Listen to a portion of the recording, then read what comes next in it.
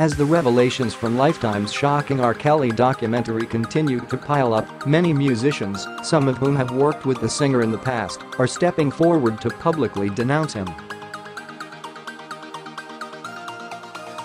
"There is no excuse," wrote singer Neo, 39, who was an opening artist on Kelly's 2007 tour before being dropped after a week. Get push notifications with news, features and more.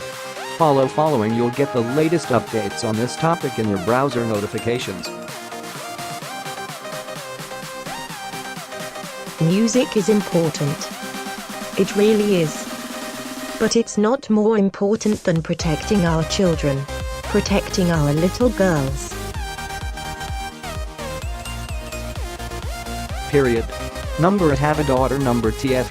Number Mutercally, he added alongside a picture of the words Mutercally against a black background.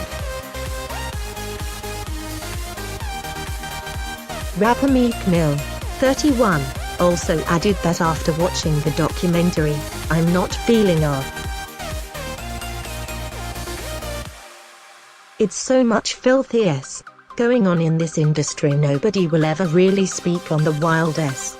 Because most of them could have docs like this or even worse done about them," he added.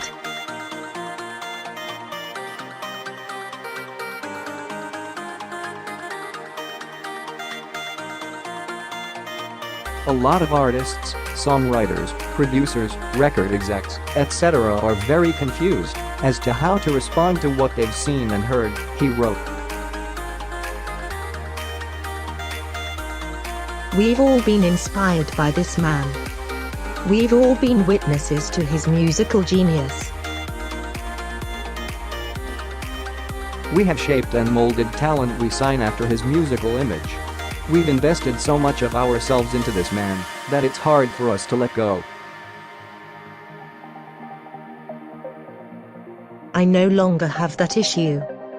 I wholeheartedly, apologize for not coming to this realization sooner," he wrote, adding, "There has to be a line drawn. Enough has to be enough at some point. Who are we saying is worth protecting if we let this continue? I choose the lives of these young black girls." Lady Gaga, who collaborated with Kelly in 2013 by recording the duet "Do What You Want" with My Body, broke her silence on Wednesday night in the midst of the abuse allegations around the musician. "I stand behind these women 1000%.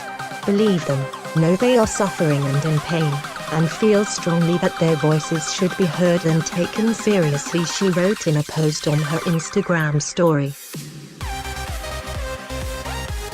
"What I am hearing about the allegations against R. Kelly is absolutely horrifying and indefensible," she added. Gaga, who was sexually assaulted at age 19, went on to explain that the controversial song came during a challenging time in her life.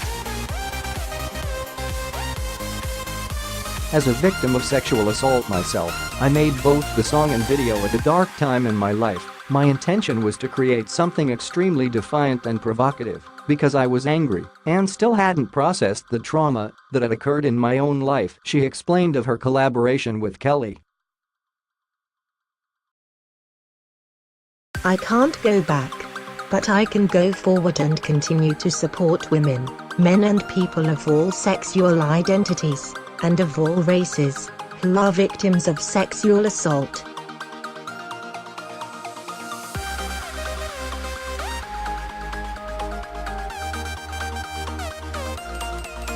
We shared on Lifetime from Thursday, January to Saturday, January the 5th.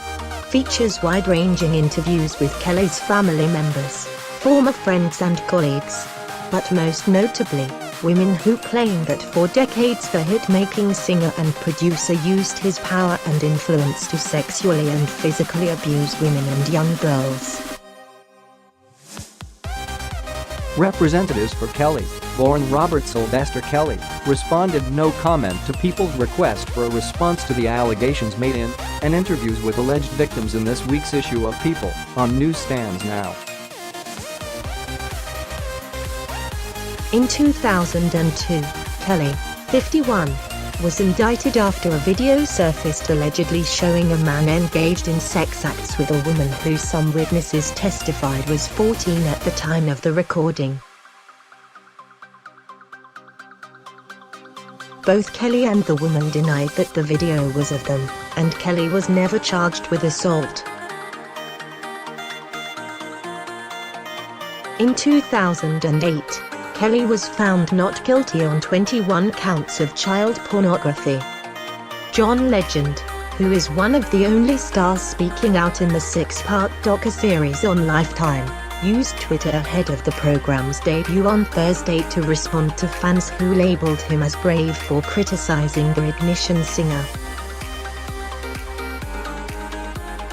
To everyone telling me how courageous I am for appearing in the doc, it didn't feel risky at all, wrote Legend, 40.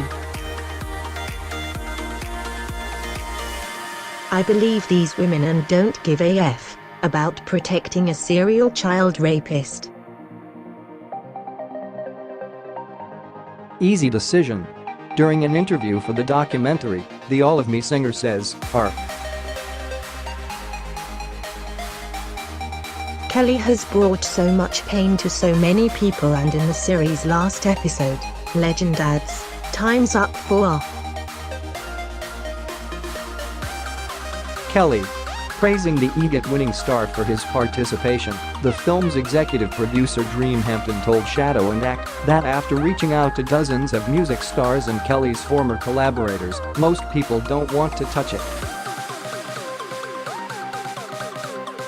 However, Questlove, whom the executive producer named as having turned down participating in the documentary, went on to write in a since-deleted tweet that his decision didn't have to do with any ambivalence towards denouncing Kelly. I always thought Kells was trash. My reason for declining the Kelly docu that I support 10 million % is I didn't want to be in the good times portion of the doc, like standing for his genius, Questlove, 47, wrote on Twitter, according to Chance the Rapper, who has collaborated with Kelly on the 2015 song Somewhere in Paradise, also makes a brief appearance in the documentary, voicing regret for working with the singer. We're programmed to really be hypersensitive to black male oppression.